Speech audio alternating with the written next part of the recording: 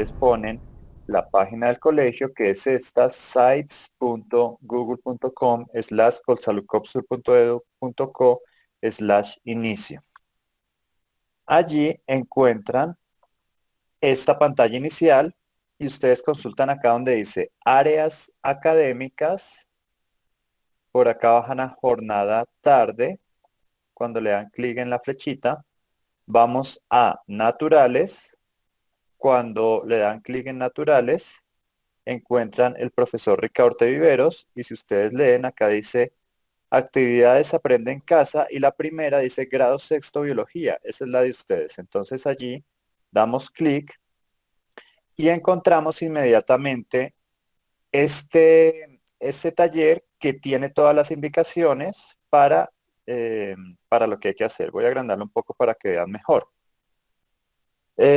Primer periodo, taller 2, partes de la célula eucariota 1. Entonces, ese es el título del taller.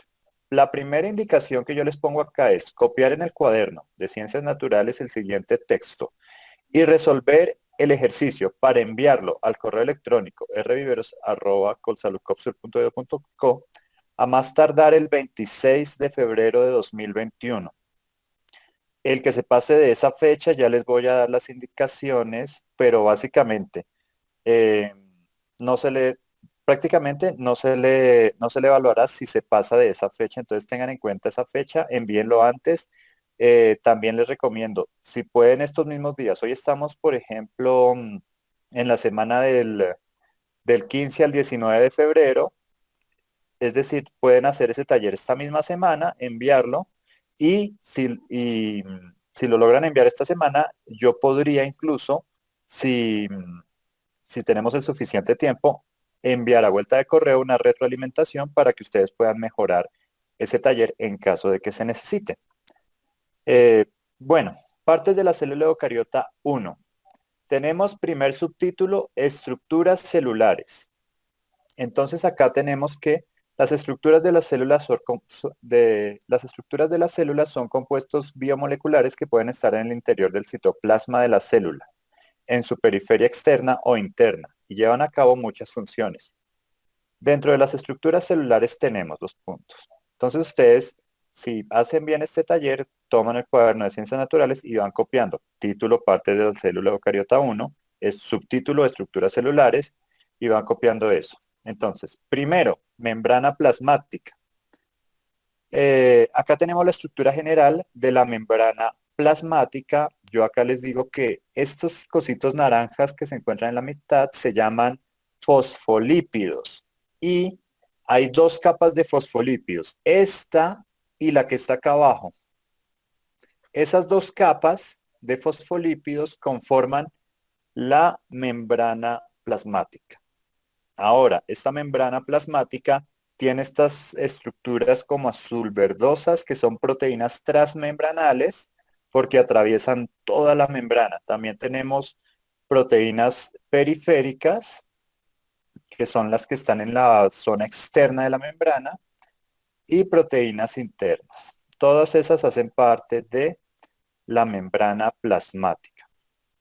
¿Qué vamos a tener en cuenta? La explicación que hay acá. Entonces, esto ya está resumido, constituida por una bicapa lipídica en la que están englobadas ciertas proteínas, como les decía hace un rato. Se encuentra tanto en células eucariotas y procariotas. Además, hace parte de la periferia de los organelos. Más adelante les voy a decir qué es un organelo. Pero entonces, esta estructura se encuentra en los organelos también. La función de la membrana celular es mantener unas condiciones físico-químicas constantes al interior de la célula, sin importar los cambios del medio externo. Asimismo, permite el paso selectivo de moléculas y sustancias al citoplasma. Listo, punto aparte. Segundo, pared celular. La pared celular está presente en algunas bacterias y células vegetales y en los hongos. Es decir, que la pared celular es fundamental para las plantas, incluso en las plantas hacen parte de lo que es la celulosa, que es la madera de los troncos de los árboles, por ejemplo. Bueno, tenemos todo el texto de pared celular, tenemos qué es la pared celular. Si acá la vemos con detenimiento, vemos como líneas. Esas líneas representan fibras. Allí hay tres, pero realmente son muchas más las que conforman la pared celular. ¿Listo? Entonces, para que tengan en cuenta que la pared celular está compuesta por muchas fibras, como si fueran una especie de tela, pero a nivel microscópico. Citoesqueleto. El citoesqueleto es muy importante para el movimiento celular.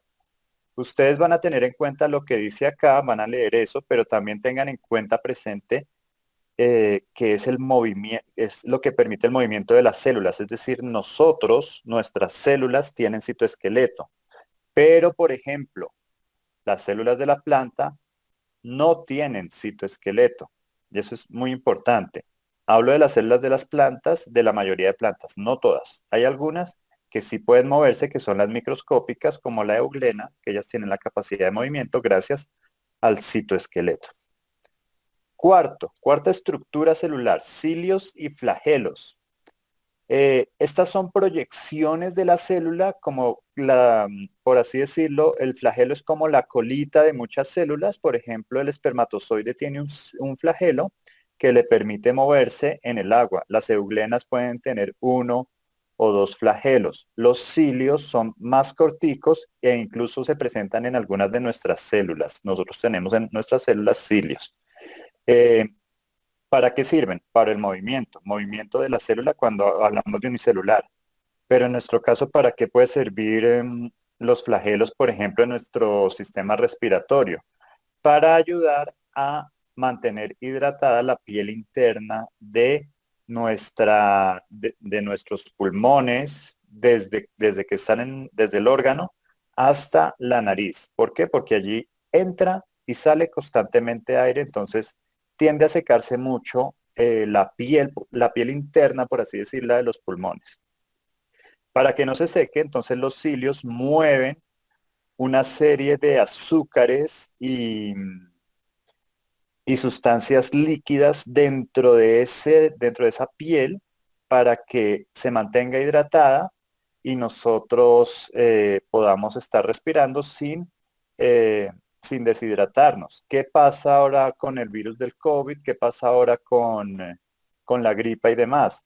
Que parte del efecto negativo se da sobre estas células, parte, no todo, parte del efecto negativo se da sobre estas células y entonces la persona le comienza a dar mucha tos y comienza a tener dificultad para respirar porque se ven afectados en parte estas estructuras celulares que son los flagelos y también los cilios, dependiendo de la longitud.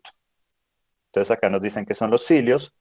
Los ribosomas son muy pequeños, eso sí tenganlo presente porque los ribosomas prácticamente se representan en los dibujos de la célula como los punticos.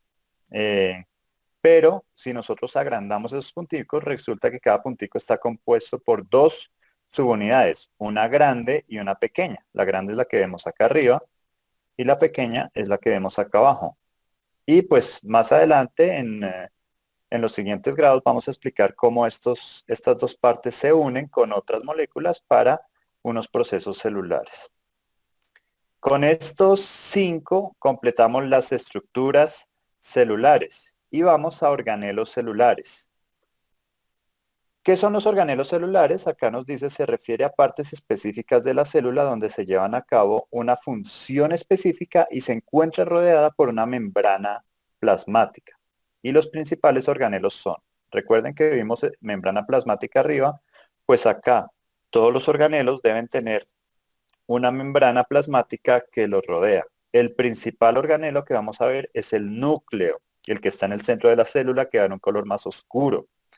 El núcleo, pues tiene todas estas partes, poro, nucleolo, cromatina, ADN, ribosomas, la envoltura nuclear, el nucleoplasma, el ADN, bueno, acá no, creo que no está el ADN, no. Bueno, tienen muchas partes, entonces tengan presente eso.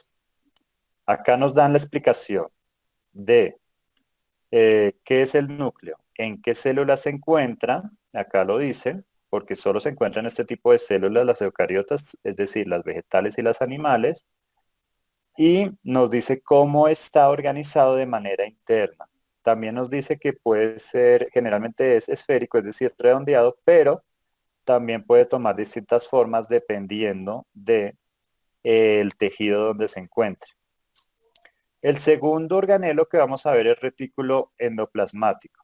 El retículo endoplasmático se encuentra muy cerca al núcleo y hay dos clases de retículo endoplasmático. El que tiene ribosomas se llama retículo endoplasmático rugoso y el que no tiene ribosomas se llama retículo endoplasmático liso. ¿Por qué? Porque cuando se observó al microscopio, las primeras células se dieron cuenta, bueno, las primeras observaciones al microscopio se dieron cuenta que estos punticos se veían como arrugas. Entonces se le llamó desde allí retículo endoplasmático rugoso y a este que no se le veían arrugas, porque no tiene ribosomas, se le llamó retículo endoplasmático liso.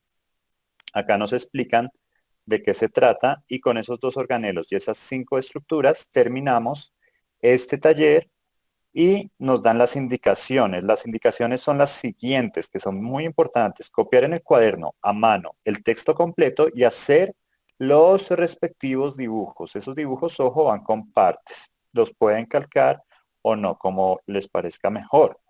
Y segundo, hacer un mapa conceptual del texto anterior separando organelos de estructuras. Es decir, vamos a poner en un lado las 5 estructuras y vamos a decir que es una estructura y vamos a poner las 5 estructuras que vimos y vamos a poner un pequeño resumen de cada una y los dos organelos y vamos a decir en qué consisten esos dos organelos que vimos. El ejercicio, ¿cómo es? Se copia en el cuaderno de ciencias naturales a mano el texto, se resuelve el ejercicio, es decir, copiar los dibujos también y hacer el mapa conceptual para este caso. Después se marca cada página con nombre completo y curso y se toma la foto de cada página del cuaderno con el texto y el ejercicio resuelto. En lo posible, se pasa esto a PDF, pero si lo tienen que enviar en imágenes, lo envían en imágenes. Si de pronto las imágenes son muy grandes, pueden enviarme eh, eh, estudiante Pepito tal, tarea Ciencias Naturales o taller 2 actividad 2 de Ciencias Naturales, parte uno. Después me mandas con el mismo asunto, pero parte 2 parte 3 los que tengas que mandar para que completes las imágenes. Eso sí, traten de mandar varias imágenes por correo si les toca de esa manera.